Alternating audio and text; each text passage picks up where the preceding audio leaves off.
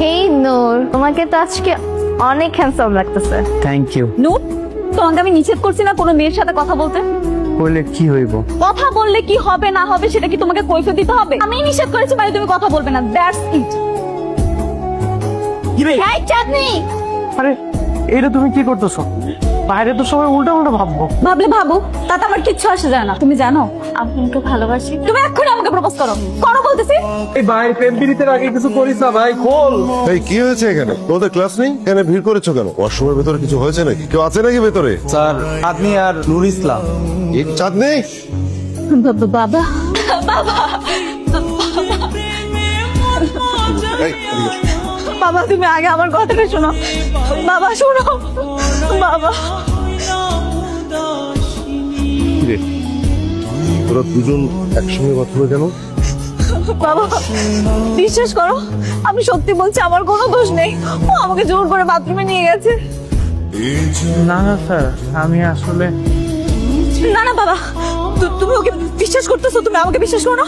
তুমি তোমার মেয়েকে বিশ্বাস করো না? বাবা আমি মিথ্যা কথা বলবো তোমার সাথে? বলো। আচ্ছা দাঁড়াও, আমি তোমাকে বুক দিচ্ছি। আমার ফ্রেন্ডদেরকে জিজ্ঞেস করো, এই যেখানে ওরা সবাই আছে, ওরা সবাই দেখছে। ওরা জোর করে বাবা আমার এই হাতটা এইভাবে ধরে আমাকে টেনে বাথরুমে নিয়ে গেছে। আমি অনেক ভয় পেয়ে গেছি, আমি কি করবো না করবো কিচ্ছু বুঝতেছিলাম না। স্যার আপনি মিশা কথা কইতেছেন। মিথ্যে কথা বলছে না? এখানে যারা সবাই আছে সবাই মিথ্যে কথা বলছে। আর তুই একা সত্যবাদী। তুই আজকেই আমার বাড়ি থেকে চলে যাবি। তোর মতো চরিত্রহীন কোনো ছেলে আমার বাড়িতে থাকবে না। দুলা ভাই একেবারেই চলে যাচ্ছ, আর আসবা না?